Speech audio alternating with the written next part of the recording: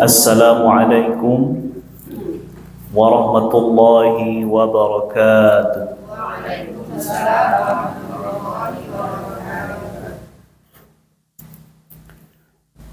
Alhamdulillah, alhamdulillahil wahidil qahhar, al-azizil ghaffar, mukawwiril layli 'alan nahar, tadhkiratan li ulil qulubi wal absar. Alhamdulillahilladzi arsala rasulahu bil huda wa dinil haqq liyudhhirahu 'alad dini kullihi walau karihal kafirun. Ashhadu an la ilaha illallah wahdahu la sharika lah wa ashhadu anna Muhammadan 'abduhu wa rasuluh. Allahumma salli ala sayyidina wa habibina wa maulana Muhammad wa ala alihi wa ashabihi wa man tabi'ahum bi ihsanin ila yaumiddin, amma ba'd. Ma'syiral muslimin wal muslimat, bapak-bapak dan ibu-ibu jamaah salat subuh yang dirahmati dan dimuliakan oleh Allah Subhanahu wa ta'ala. Kita lanjutkan kajian dari kitab Riyadhus Shalihin, sebuah kitab hadis yang ditulis oleh Imam An-Nawawi, seorang ulama besar dalam mazhab Syafi'i yang wafat pada tahun 676 Hijriah. Bab yang ke-271, Babu an-nahyi 'anit tajassusi wa tasammu'i li kalamin man yakrahu istima'. Bab larangan tajassus dan tasammu' terhadap perkataan orang-orang yang dia tidak menyukai perkataannya didengarkan.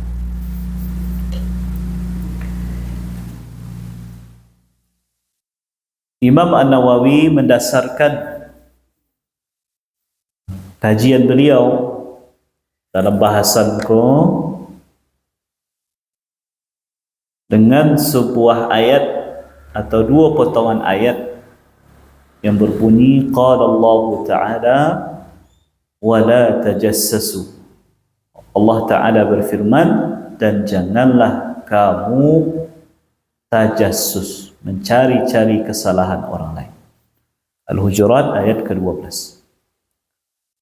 وقال تعالى والذين يؤذون المؤمنين والمؤمنات بغير ما اكتسبوا فقد احتملوا بهتانا وإثما مبينا. Dan orang-orang yang menyakiti orang-orang beriman laki-laki dan orang-orang beriman perempuan dengan hal-hal yang tidak pernah mereka kerjakan, maka sungguh mereka telah melakukan atau membuat dusta dan dosa yang sangat nyata. Al-Ahzab ayat yang ke-58. Kemudian beliau juga kuatkan dengan 3 buah hadis. Kita baca dulu Bapak Ibu. Wa an Abi Hurairah radhiyallahu anhu أن رسول الله صلى الله عليه وسلم قال إياكم والظن فإن الظن أكذب الحديث ولا تحسسوا ولا تجسسوا ولا تنافسوا ولا تحاسدوا ولا تباغضوا ولا تدابروا وكونوا عباد الله إخوانا كما أمركم. المسلم أخو المسلم لا يظلمه ولا يخذله ولا يحقره. التقوى هاهنا التقوى هاهنا wa yushiru ila sadri. Bihasbi imri'in min asy-syarri ay yahqira akhahu al-muslim. Kullul muslimi 'ala al-muslim haramun damuhu wa 'irduhu wa maluhu. Inna Allah la yanzuru ila jasadikum wala ila suwarikum wa a'malikum walakin yanzuru ila qulubikum wa a'malikum. Dari Abu Hurairah semoga Allah meridainya bahwasanya Rasulullah sallallahu alaihi wasallam bersabda, "Hendaklah kamu menjauhi atau berhati-hati dengan zon, dengan dugaan. Karena zon atau dugaan tadi adalah sedusta-dusta perkataan. Dan jangan juga tahassus, tajassus, tanafus.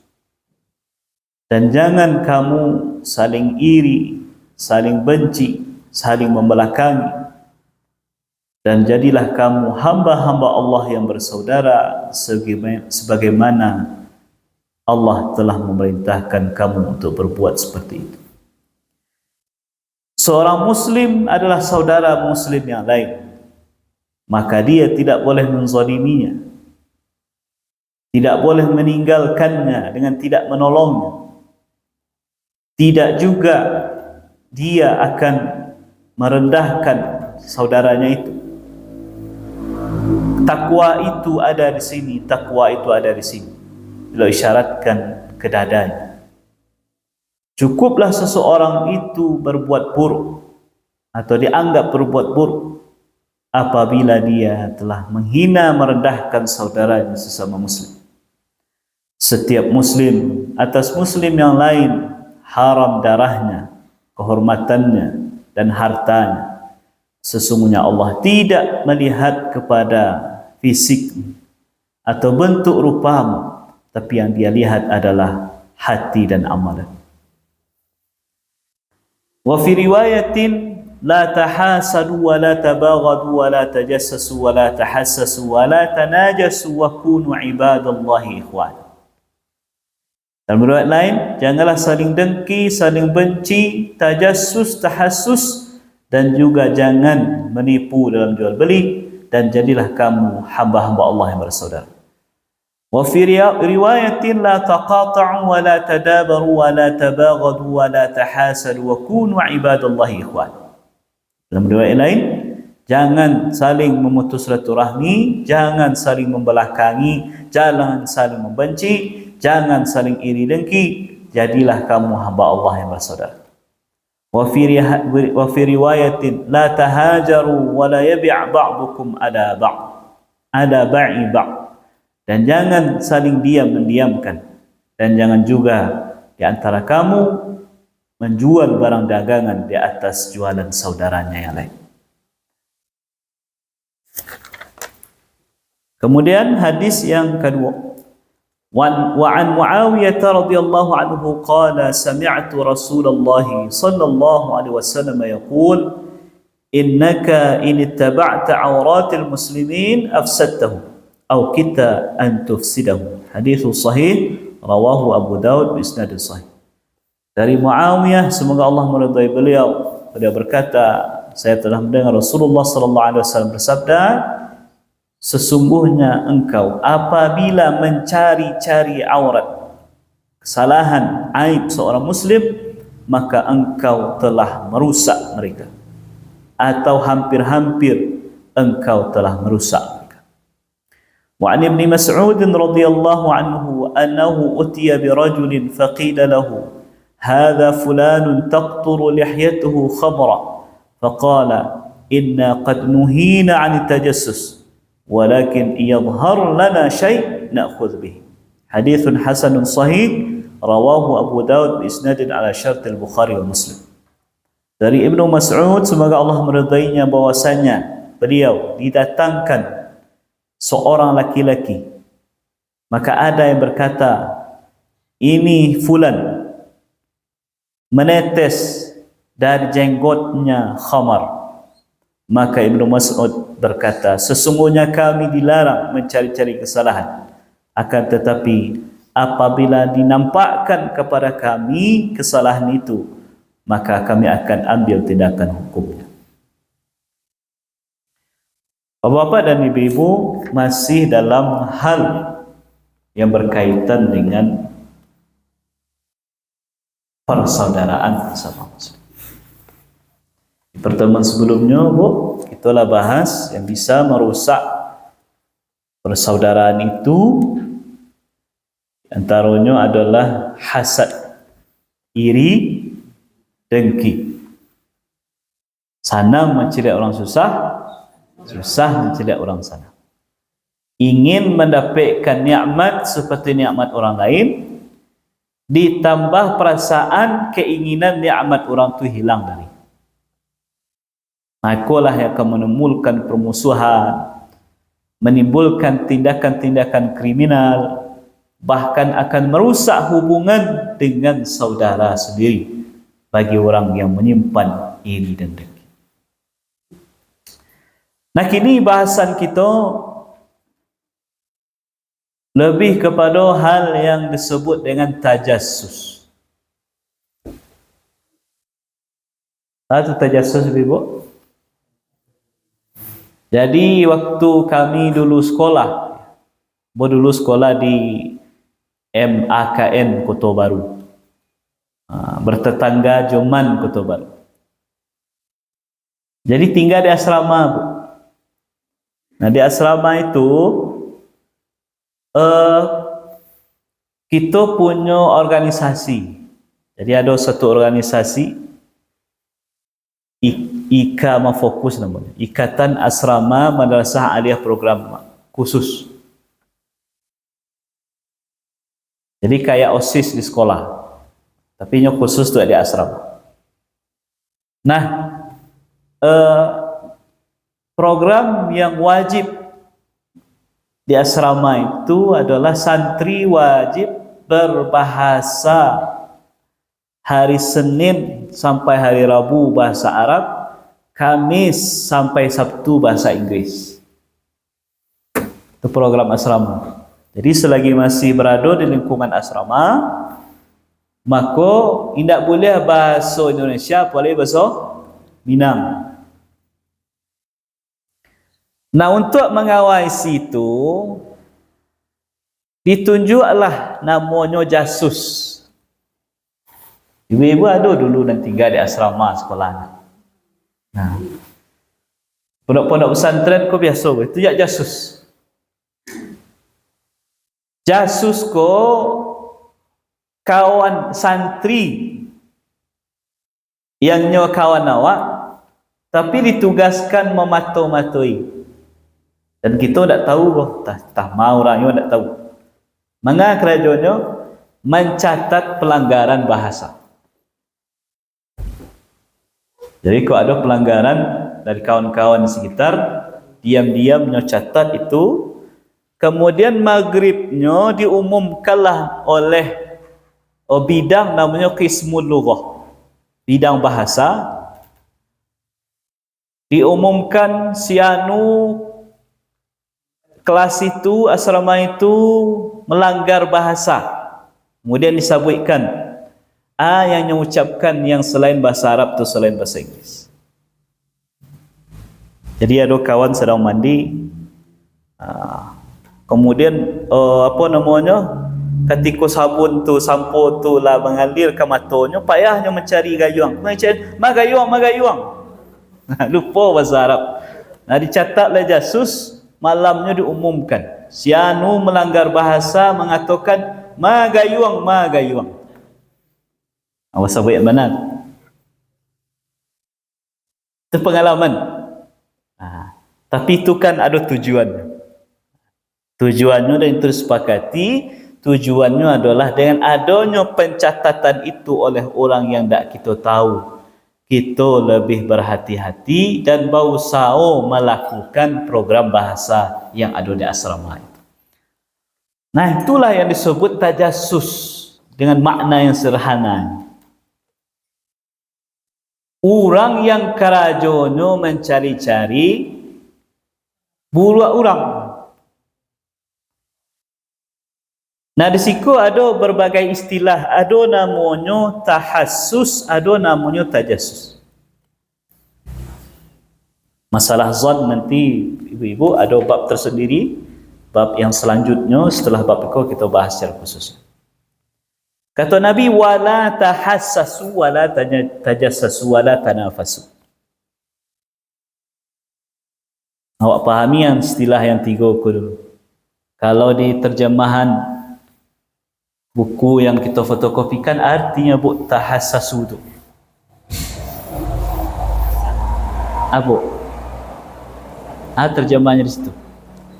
Nyekan ada tahassasu, tajassasu, tanafasu. Kalau tahassasu itu keinginan untuk mengetahui keburukan orang, sedangkan tajassasu itu tidak hanya sekedar keinginan, tapi melakukan tindakan-tindakan untuk mencari-cari aib orang.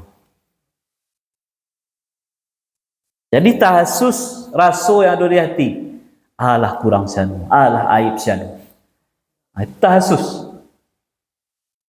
Kemudian dikuatkan dengan tajassus.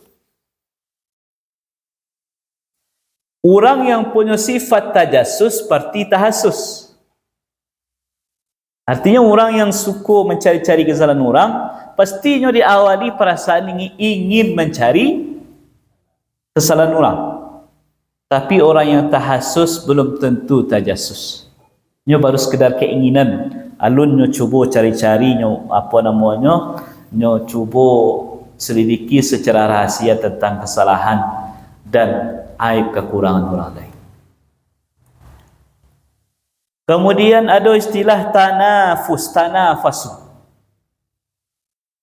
Tanafasu itu ingin mendapatkan sesuatu dan tidak ingin orang lain mendapatkannya. Itu tanafus.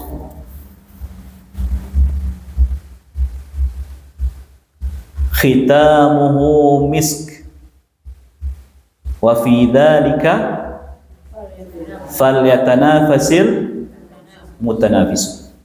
Jadi Allah menceritakan tentang bagaimana nikmat sarugo itu. Salah satunya Bapak Ibu, kain pengelap galeh-galeh sampai orang minum itu. Itu kainnya harum semerbak seperti aroma kasturi. Ibu-ibu lagi pernah memakai parfum kasturi.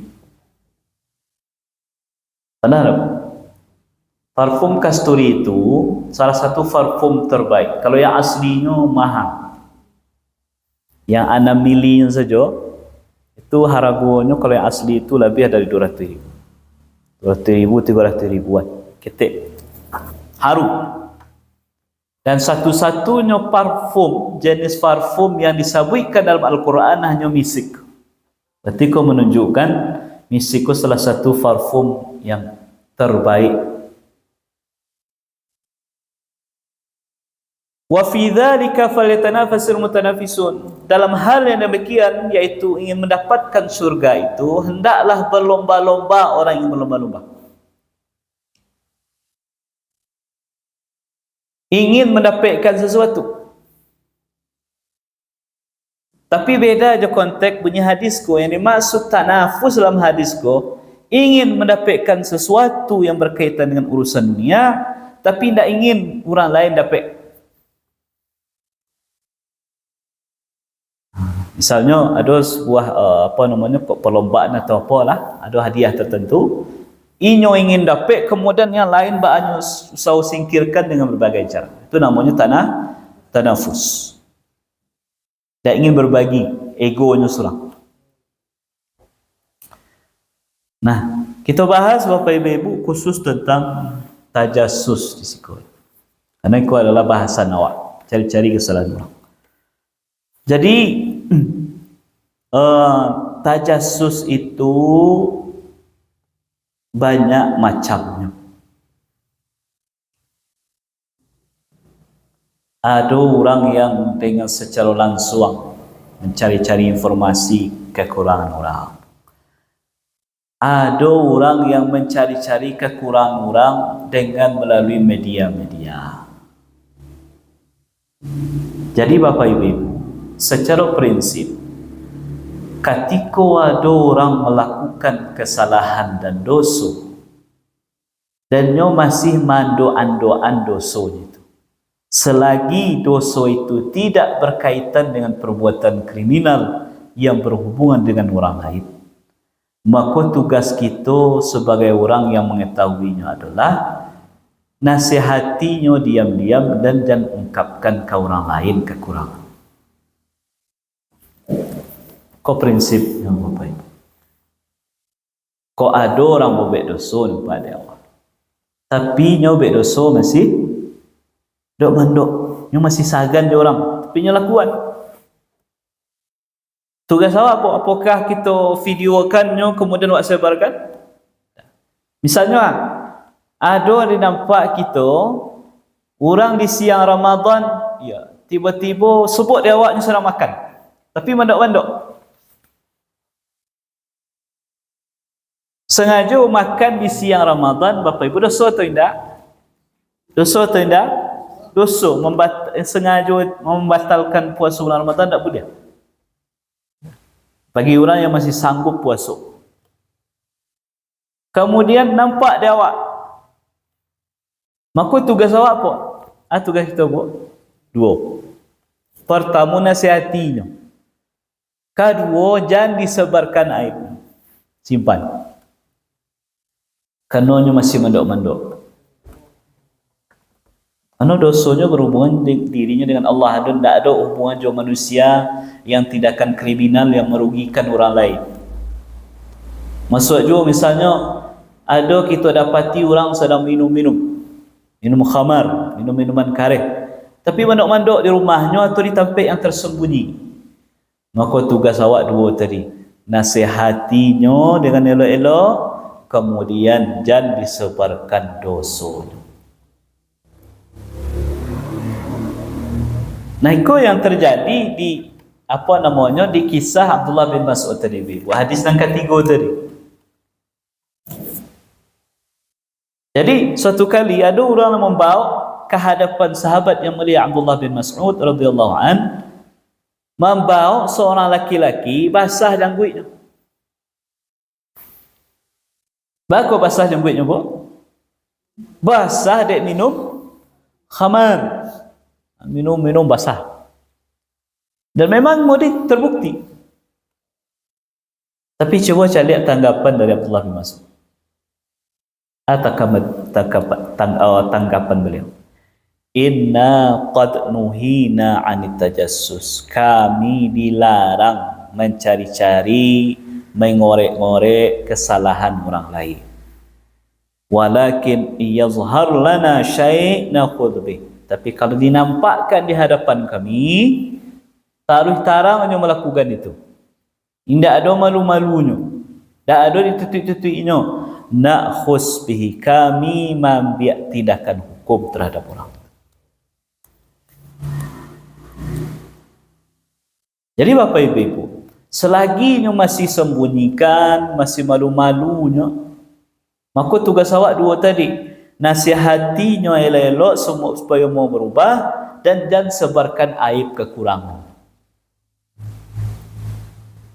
Tetapi kalaulah berkaitan dengan persoalan hukum, maka hakim atau pihak-pihak yang terkait punya hak untuk menyelidiki. Kalau masalah hukum kok beda Ibu ya. Jadi jangan heran awak kalau di hadapan pengadilan itu hakim itu berusaha mengorek informasi sedalam mungkin, bahkan seperti mencari-cari kesalahan orang. Tujuannya apa? Supaya masalah kau jaleh, tidak salah yang menetapkan hukum.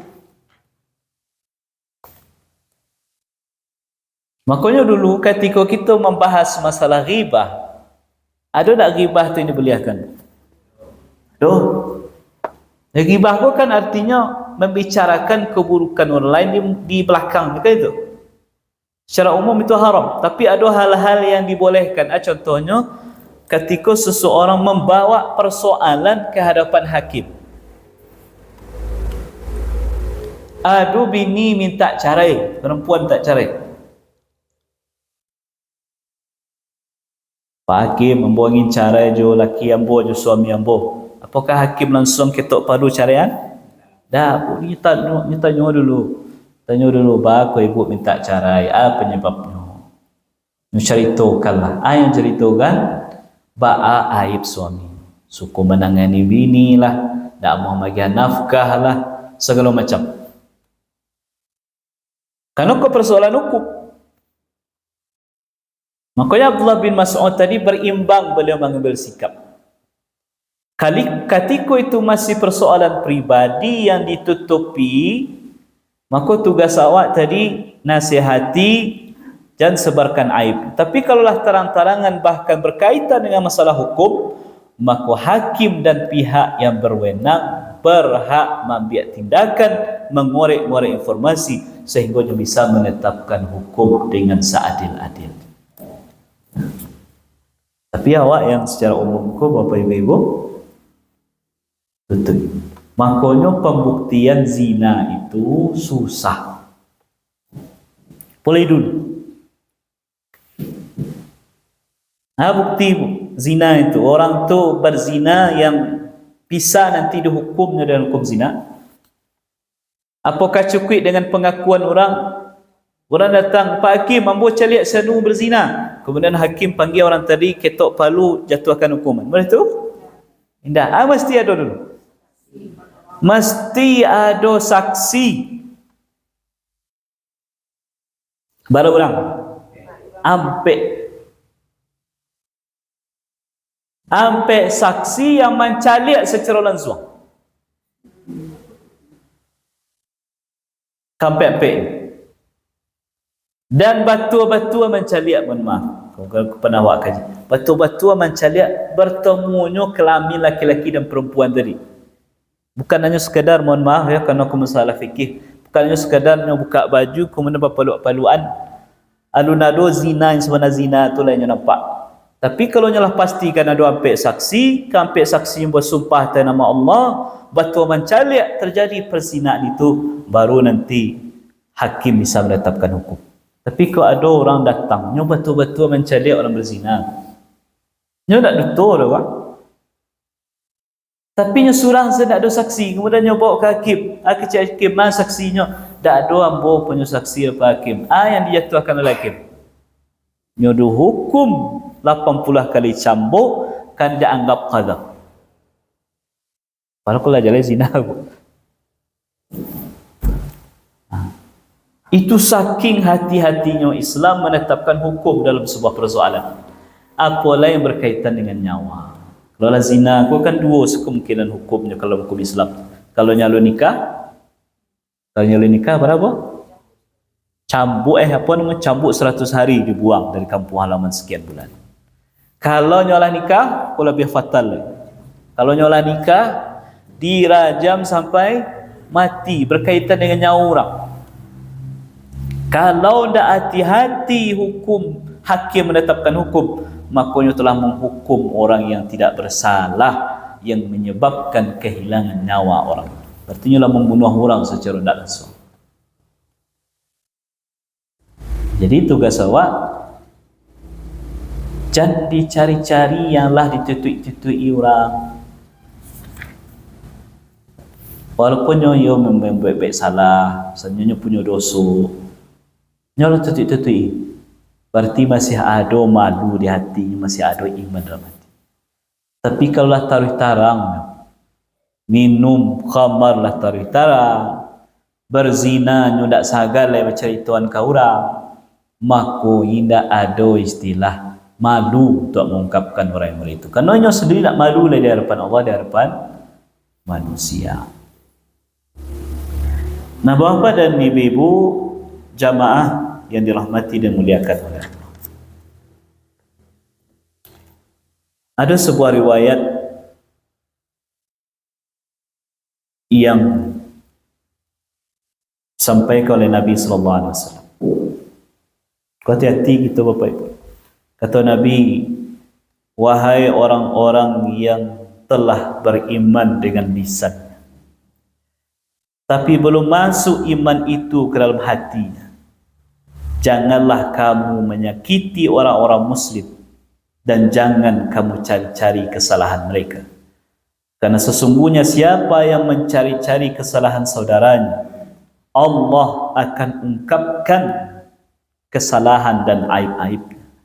Dan siapa yang Allah ungkapkan aibnya, maka akan tersingkaplah aibnya itu, walaupun dia berada di rumahnya sendiri. Jadi orang yang suka mencari-cari aib orang, mencari-cari kesalahan orang, Allah balas dengan cara dan sama. Allah balas dengan cara dan sama. Dulu ibu-ibu di tahun 2006 ada berita heboh, mana saya heboh. Itu seberita hampir tiap hari. Beritanya bu, game poligami. Dah ingat tapi berita tu ingat. Heboh kan? Heboh tak tanggung. Yang awalnya game po dipuji, kama beliau ceramah rami, pesantren beliau tiap hari orang mendatangi, perusahaan segala macam travelnya maju. Nah, ketika beliau poligami, menikah yang kedua kali, media-media yang selama kau memujinya, menghancurkan sehancur-hancur. Bahkan dia berita-berita gosip artis kedua. Padahal kau ada artis. Nah, jadi ada salah satu presenter acara gosip kok. Walaupun kau punya pekerjaannya, tapi nyolah menjalani hal yang haram. Kau sebagai contoh dari hadis kau, Bapak Ibu ya. Ada salah satu presenter, kalau dulunya terkenal sekali itu di televisi itu. Kalau bos sabit namanya mungkin ibu-ibu sebagian sudah tahu. Itu kerajaannya presenter tu, dengan bahasanya, dengan apalah caranya menjadi media orang tahu tentang hal yang mereka memburukkan nama agim. Tapi yang terjadi Bapak Ibu, tak lama setelah itu, kurang kok, lalu nikah kok, punya anak. Berselingkuh, berzina dengan salah satu artis, dan video perzinaannya tersebar se Indonesia.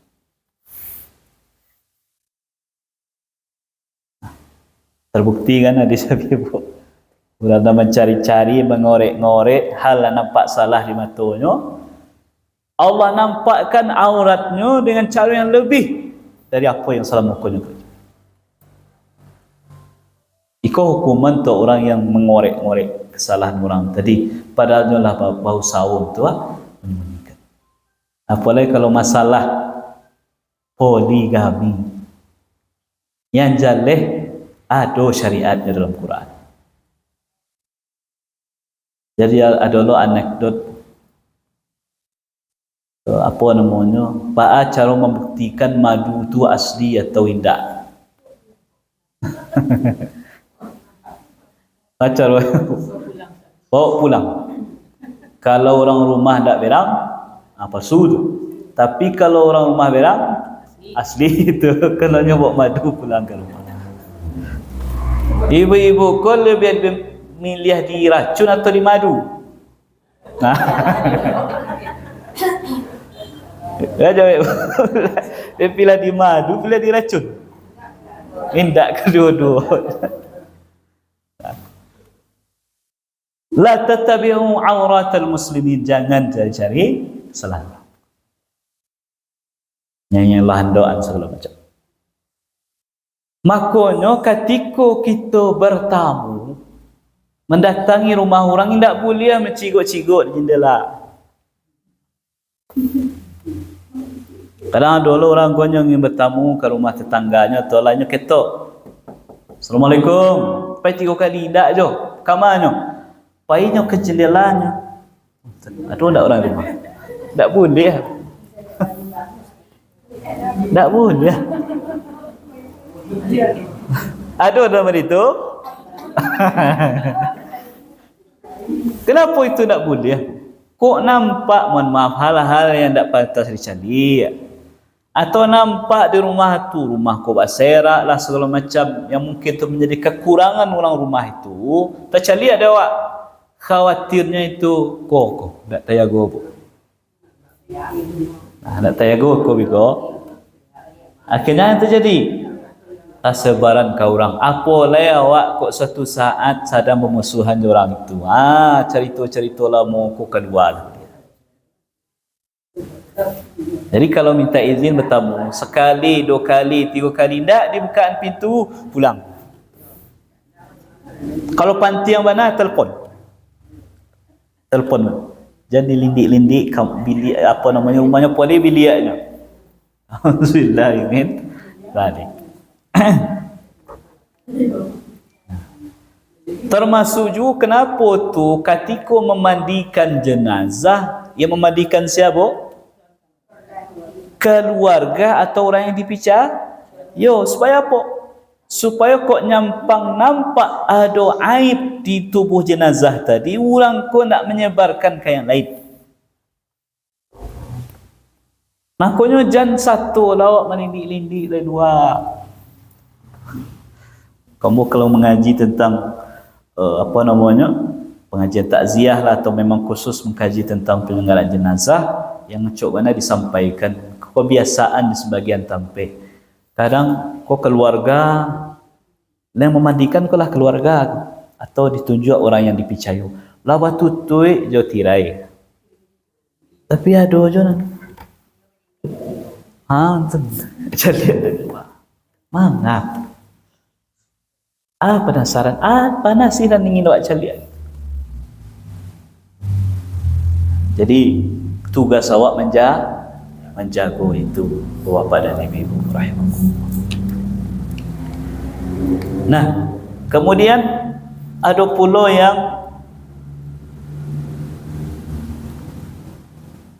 yang berkaitan dengan masalah jual beli di situ. Saya ketik awak bahas. Tanajasu, menipu dalam jual beli. Atau wala yabi' ba'dukum ala bai'i ba'd, jangan menjual sebuah jualan di atas jualan saudaranya yang lain. Kau bahaya, bisa orang bertangka bercakap dek gara-gara itu. Bantuannya mereka ibu-ibu. Kau ada orang menggalih, galihnya sama. Contohnya menggalih buah. Buah yang dijualnya sama. Contohnya buat duku lah. Duku ko durian ko. Durian lah yang banyak tu ya. Durian. Nah, pembeli nyo datanglah ke orang menjual nyo sedang proses transaksi. Sedang di sibe. Kok duriannya kualitasnya sama, nan si B ko yang si A ko menjual taruhlah harganya ciek 30.000. Ko dalam proses tawar menawar ko, dua-dua alih-alih jaleh hiyo to indahnya. Nah si B nya menjual 25.000. Keciknya ka orang dan ka membeli ko yang proses transaksi. Kamari salah buat aku 25.000 harganya cuma. Ante ya ribu. Ante bisa nak orang si A si B penjual ke tangkadi? Bisa. Karena kau merusak transaksi. Lalu apa yang harus dilakukan? Tunggu dulu. Kalau jaleh hindak, misalnya kau harga 30.000, dia tawar dia kembali tadi tak bisa turun, memang putus di situ. Kemudian nyo baru kapai baru boleh awak panggil. Bobok kemari lah bu. Datangnya ke tempat awak. Awak kecian berharganya 30.000, tak bisa 25, bisa. Berarti itu hak awak tu, boleh ya. Asal tak sengaja merusak harga pasaran. Jadi hati-hati hal-hal yang bisa merusak ukhuwah Islamiyah antara kita orang-orang yang beriman. Disabitkan oleh Nabi secara lengkap di situ.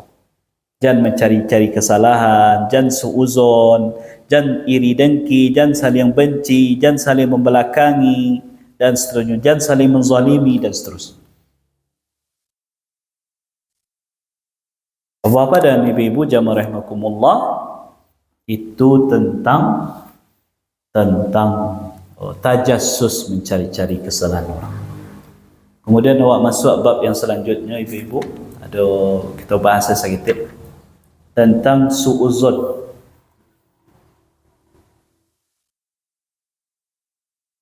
Bab an-nahyi an su'uzzanni bil muslimina min ghairi darurah.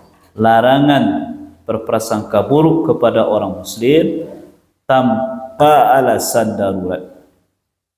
Berdasarkan firman Allah Ta'ala, ya ayyuhalladzina amanu jtanibu katsiran minadh-dhann inna ba'dadh-dhanni its.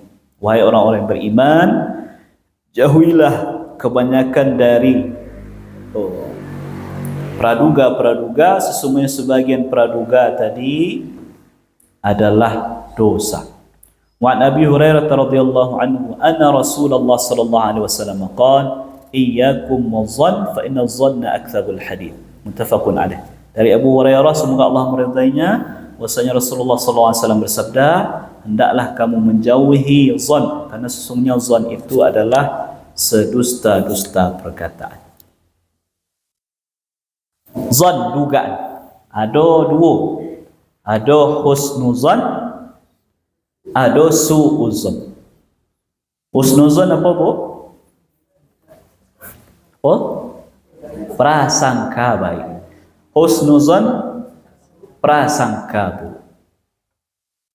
Kapan timbul prasangka itu? Ketika persoalannya masih remang-remang.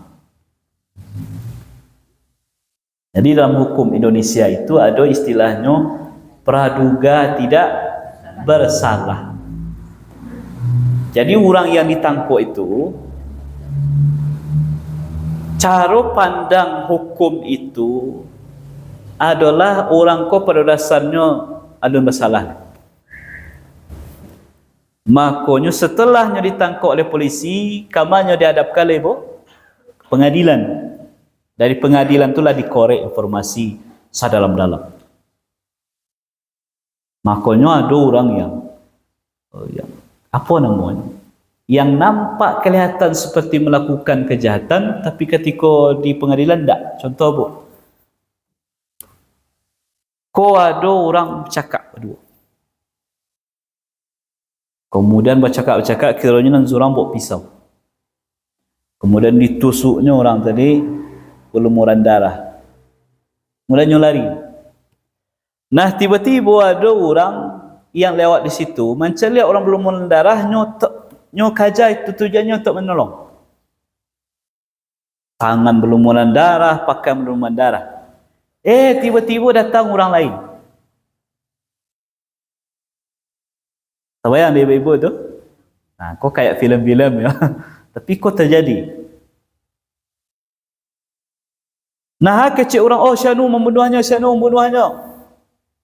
Bisa tak hakim hanya mengambil keputusan dengan pengakuan orang-orang yang menceliak tadi? Bara kebahayanya bu, ketika hakim menetapkan hukum, Syanu membunuh seseorang, padahal sebenarnya bukannya membunuh, tapi yang banyak menolong. Tapi kebetulan ini yang diceliak orang dalam keadaan berdarah-darah itu. Kok bahayanya su'uzon. Nah, jadi praduga itu disebabkan karena persoalannya masih abu-abu. Ada dua praduga yang kita berpersangka elok kayaknya, dan kedua kita berpersangka buruk jenyo. Ada orang berpagui-pagui je padusi jondanya. Kalau orang berpandangan husnuzon, keceknya bu, keceknya, barangkali itu orang rumahnya, atau barangkali itu anak padusi. Tapi kalau orang yang berpraduga tidak benar, su'uzon tadi, paknya memandang, jadi ada Ustaz Iqbal ketua MUI itu aja sianya pagi wanda tu aja. Padahal orang rumah surang. Padahal orang rumah surang. Si kau nampak bedanya. Nah, makanya masalah nikah, kenapa nikah itu dianjurkan setelah nikah waliman? Tujuan nikah itu sebenarnya i'lan, magih tahu kau orang-orang bahawa si fulan dan si fulanah lah menjadi suami isteri. Jadi kok nampak koknya pagui nanti pacik-pacikan tangan lah, paluak-paluaknya, jangan sampai orang menduga na indak-indak. Kan orang lah tahu kalau dua ku lah suami istri. Nah, itu tujuan nikah sebenarnya salah satunya itu. Mengi'lankan, mengumumkan ke orang lain, bagi tahu kalau sianu yang dulunya bukan siapa-siapa, kinilah menjadi suami istri, menjadi halal lah sesuatu yang diharamkan dulu oleh Allah sebelum menikah. Jadi husnuzon dan su'uzon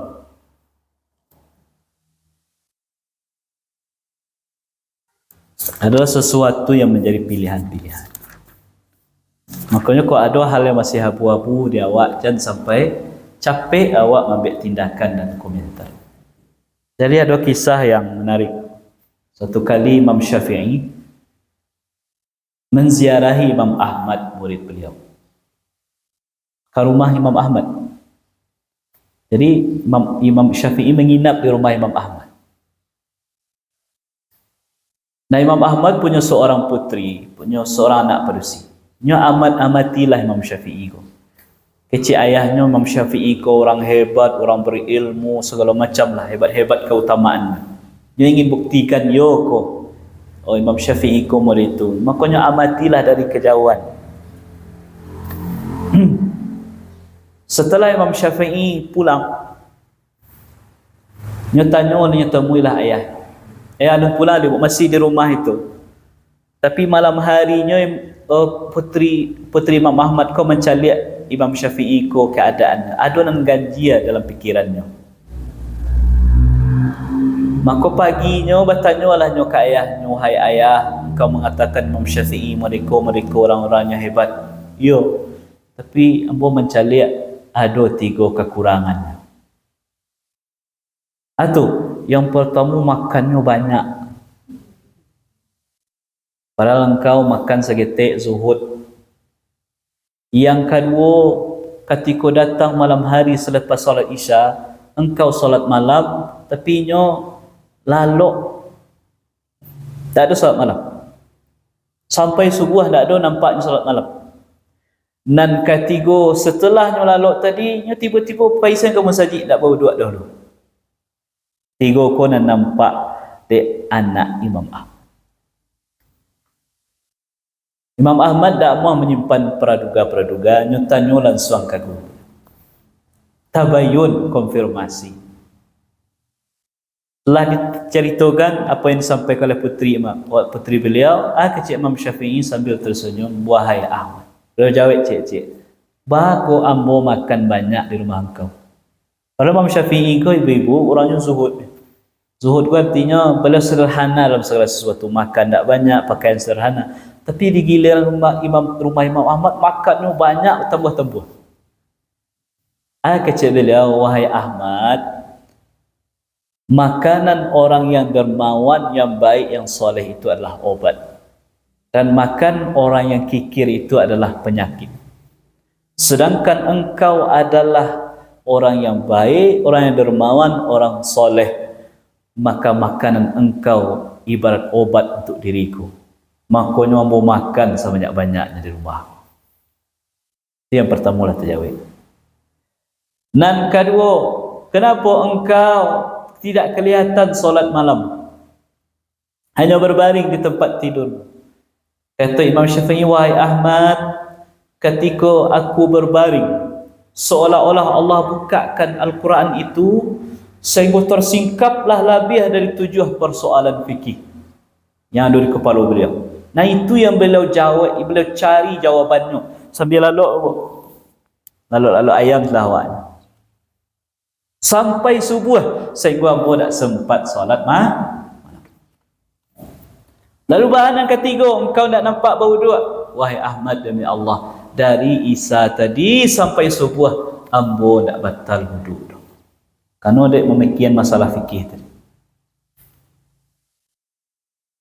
Coba cari apa sikapku.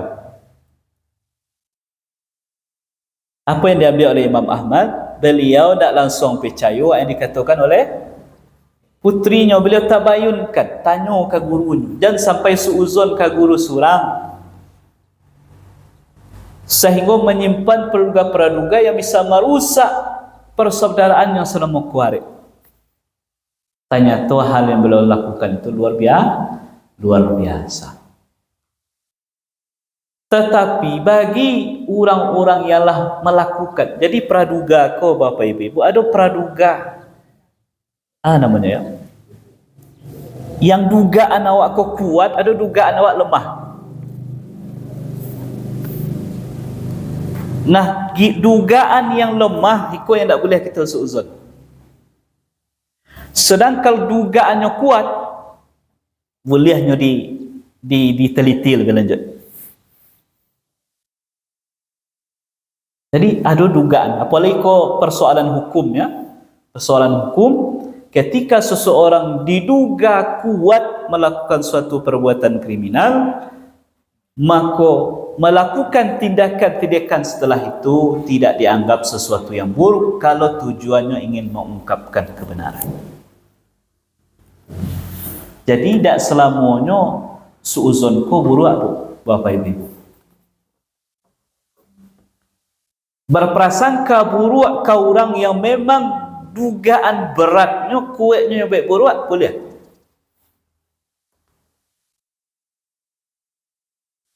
Contoh, ada orang awak caliak nyombok padusi.